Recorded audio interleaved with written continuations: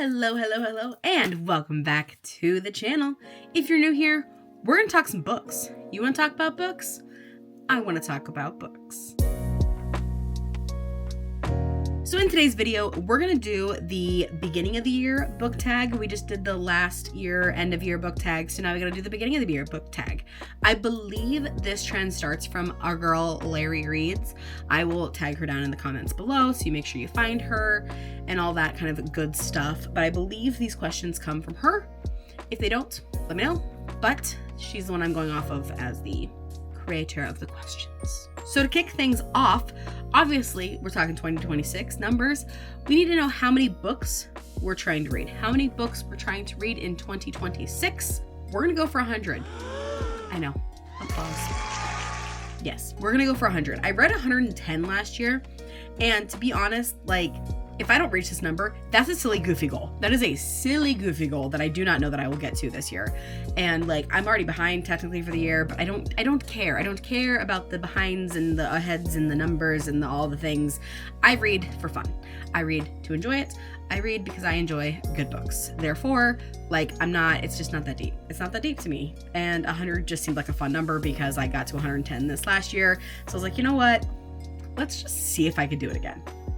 For funsies. I think I can. Do you believe in me? I believe in me, and that's all that matters. Up next is a book that I am probably going to reread this year. I have already done one reread. We reread People We Met on Vacation because I wanted to read that before the movie comes out. Did that, which is kind of a spoiler because I also want to reread this next, I'm probably going to do the main three, and then the last one I probably won't do the fourth one, and that is Sunrise on the Reaping. I will probably go through and reread the first three Hunger Games and reread this to go through the emotional trauma before the movie comes out in November. That's probably going to happen, but bare minimum, I will reread this before the movie comes out. I just like to keep this all nice and fresh in my brainium before the movie. So that will easily be a reread. Then for a priority read on my 2026 TBR, it is the Spark of the Everflame series. These ones I've just heard nothing but fantastic things about, especially if you like ACOTAR and Fourth Wing, which I do. So why have I not read these yet? This is getting moved up. We're getting through this soon. First half 2026, I'm calling it. What's happening. Number 4 is actually an author you won't be reading more of in 2026. And I thought about this for a while, and I don't like to say never. I don't like to never. I never say, never say never. Never say never. A little Justin Bieber moment. But I don't like to say I will never read them again, but there's a good chance that I'm going to be a lot more intentional with what I pick up from them, I think is a better way to put that. And that is Casey West. She's a YA author. She has started to dabble into some adult stuff that I have really enjoyed. But for the most part, I think I've grown out of her as a YA author a little bit. And so I don't know that I'm going to be picking up as much of her stuff in the next year because I read 6 books from her last year. And I don't think I really rated any of them above a 4-star. And I have so many books that I just can go into thinking that they're 4 or 5 stars that I will probably take a step back from her. Then number 5 is something new I want to read. I could do this as a new book, but I have so many new books I want to read. I kind of wanted to make this a little bit more generic goal oriented, I guess. And I'm going to say read more historical fiction. So and I'm talking older historical fiction. I've read obviously the historical fiction from Taylor Jenkins Reid, but I really want to read I still have not gotten to Kristen Hanna, and I've heard that she's fantastic at it. And I want to read more of that kind of historical fiction. So that's something new that would be a new genre for me and is a little bit scary. Next is a popular book you want to read. Quicksilver. Duh. The second one's already out. I think the third one comes out this year, and we haven't even started the first one. So I need to get through this so fast. One of my friends is about to start reading it too, so maybe I'll start it when she does. But I'm just I'm excited for it. It's not that I'm not excited. I have a feeling I could just devour this, but I just haven't. And that needs to get fixed. Up next is quite possibly the hardest question on this list, and that is most anticipated release of 2026. I cannot pick just one. That's a mean, cruel question to ask somebody. Is there one book that they're excited for 2026? I mean, I'm excited for the next Metal Slinger. I'm excited for the next The Night and the Moth. I'm excited for in Her Own League by Liz Tom 40, Fever Dream by Elsie Silver, and Now Back to You by B.K. Borison, along with Grim Tidings by B.K. Borison. Lila Sage has the next one coming out in her Soul Searching series, that Soul Searching and Free Falling from the Sweetwater series thing that's coming out. There's so many that I am so excited for. We have the Broken Dove. It's the next Silver Elite book. We have the next Shield of Sparrows. This year is going to be phenomenal for books. So stay tuned, because the next video that you will see from me is going to be my most anticipated books of the first half of 2026. We're going to go through and break down literally every single book that I am excited for 2026, the first half of the year, because I can't possibly do it the whole year. You'd be here for hours. So we're gonna do the first half, most anticipated reads, in next week's video. So make sure you stay tuned for that. A bookish goal for 2026 is to read more genres. I read a lot of romance, and I read some romantasy. I want to continue to broaden my horizons. I do read quite a few memoirs, but I would like to read more and kind of keep that a little bit more in prominent. Same with my nonfiction. I do love my self-help books, but I want to make sure I'm continuing that. I do a decent job. I just want to make sure that that's staying really prominent in my goals, is to read plenty of genres and to finish series I start. I'm in the middle of like so many series that I would really like to finish the ones that I have started. I have started so many that I just need to get through them and either read the backlog of an author or the series that I've started, just so much that like I'm being more cautious of that this year, to actually like finish series and not just start them and then never come back and pick them up. Number 9 is a book on your TBR that you probably won't read. And while I don't like this question, because I do want to believe that I will get to every book on my TBR eventually, I'm gonna be so for real. I've had these 2 books. They're both YA books, and I have had them since before I moved into the house. I think these moved up to our apartment with me, so there's a good chance I've had these for almost 10 years. Yeah, I don't know. I would like to get to them. I really loved Because You'll Never Meet Me by this author, so I'd like to get to this one. And this one looks like something I would really enjoy, but then why haven't I yet? And that's really disappointing, and I'll still probably try to get to them, but they're starting to yellow. They've been on my shelf long enough unread that they're starting to yellow. Unacceptable.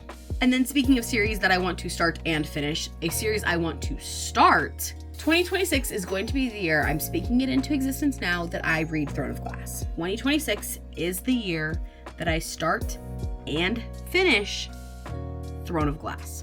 I'm gonna do it. I believe in myself. Your auto-buy authors going into 2026, this list could go on forever, and I'm sure that I have forgotten somebody that I'm like, yes, absolutely. But of course, it's going to be the Liz Tom 40, Elsie Silver, B.K. Borison, Lila Sage, Lauren Asher, Abby Jimenez, Emily Henry, Lynn Painter, Catherine Center. I would say Rebecca Yarros, but I know she's not coming out with a book in 2026. Oh wait, no, she might come out with her contemporary. Rebecca Yarros. I'm gonna say Sarah Dessen, because she's always an auto buy for me, and when I was like younger, and she has a new book coming out this year, so I'm gonna say Sarah Dessen. Like, so many good, phenomenal, wonderful auto buy authors for me that's like an impossible choice, and I'm sure I'm missing so many as well. A book to show or movie adaptation that I'm excited for. We already spoke on The Hunger Games. We already know. I don't know that I'm excited for that. I think it's just gonna be pain. So who knows? But Every Summer After is coming to Prime, and that I feel like is going to be fantastic. So we are extremely excited about this. I kind of hope they do at least 2 seasons, and so we get some One Golden Summer in there as well. Or if they like found a way to mesh the books, I'd be really okay with that too. I don't know how I want them to do it, but I just want to see some Charlie as well. So excited for this one to come out on Prime. I'll probably do a reread of this, honestly, too, before the show comes out. So, and I think it's gonna be called Every Year After, not Every Summer After. It's gonna have a name change. But based off of this, it's been casted. I'm so excited to see this on Prime. I also just think Prime does an incredible job at their book to movie adaptations and show adaptations. I think they do a great job.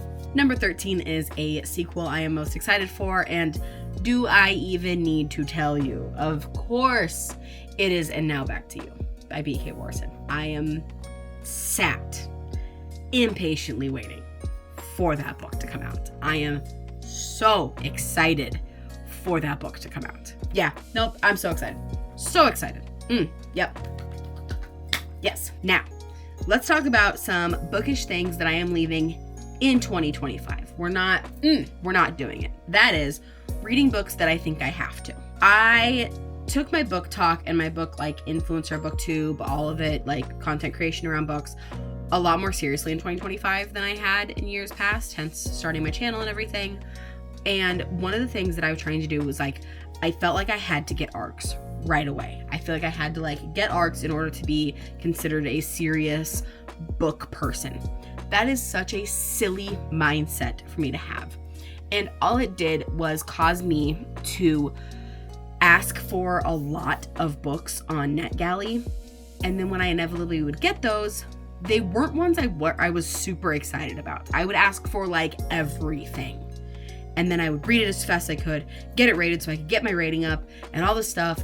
But like a lot of them ended up being really just okay books. Now don't get me wrong, The Love Haters turned out to be one of my favorite books of the year. And I read that in like January as an ARC on NetGalley. But there were still a lot too that just kind of really fell in that 3 to 4 star, that 3-star range. And this year, I don't want to feel, I'm going to try really hard not to feel that pressure to just read the newest thing, but really read books that I'm excited to read or that have a lot of hype around them on TikTok. You know, yeah, a lot of times I get excited to read those, but a lot of times I don't care. And so I really want to be more cautious of reading books that I'm actually excited for and not that I feel like I should be reading or need to read to be part of this community, because that's one of the beautiful things about this community is that we can all read different books and all that does is give us a wider range of things to talk about, and that's really cool. Which then brings me to what you can expect from this channel. We're doing weekly videos. We've already started it. We're doing weekly videos. You will get a video from me every week. Mark my words. We're gonna try anyway. I'm gonna try my best. I mean, hey, even if you get more, that's still more. And we're also gonna try to do more reading vlogs. I want to do more vlog style stuff, some 24-hour reading challenges, some, read X book with me or X author with me for a week. I absolutely love Ellen Catherine's videos. Ellen does a fantastic vlog style where she'll pick something at the beginning of the week and then read those books that week and you kind of read with her. And I love that style of video. I also love Emmy's 24-hour readathons. And so I really want to try my hand at kind of my own take at that style of video. And so that's one of my goals for this year for this channel as well, is just to get more of those vlog style videos up for you guys. Question number 16 is how I think my reading has changed over the past year. And I would say I'm a more confident reader.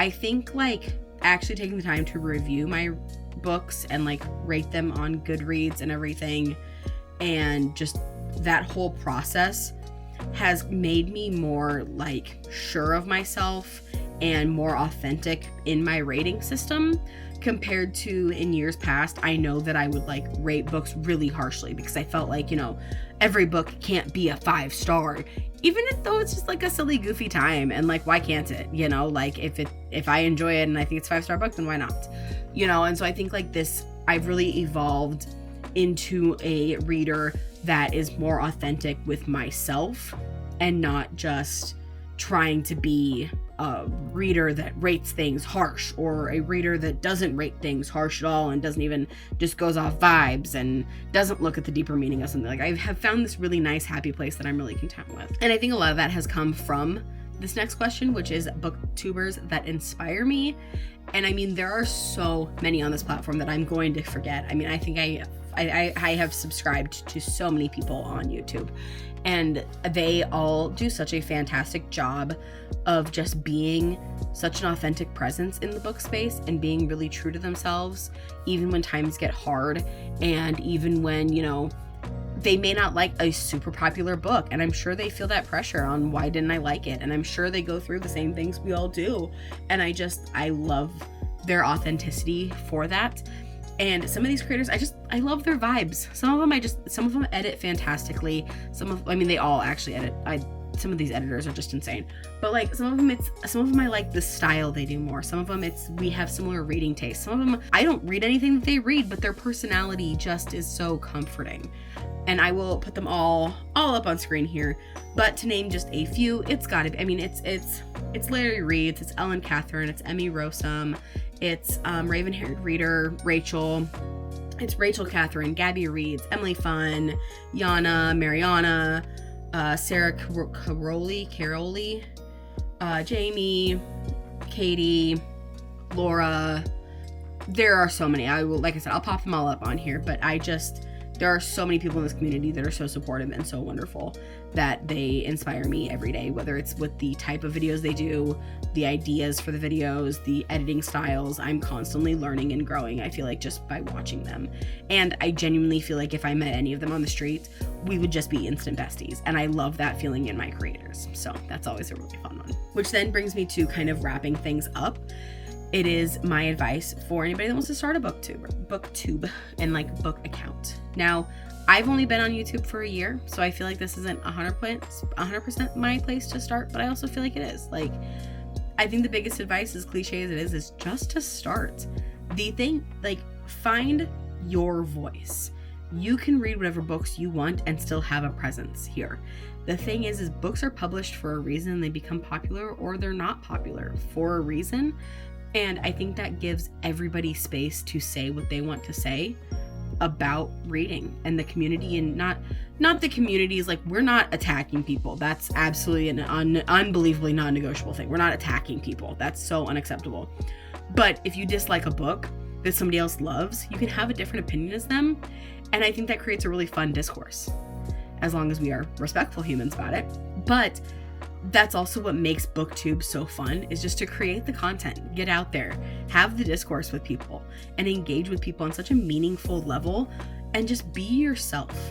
Read the books you want to read, the books you enjoy, and you're gonna find a community of people that enjoy those same books with you, or just enjoy who you are and just follow you because they enjoy your personality. And that's so fun and so wonderful, and something that like I've really learned in this past year, and it's really scary to get started.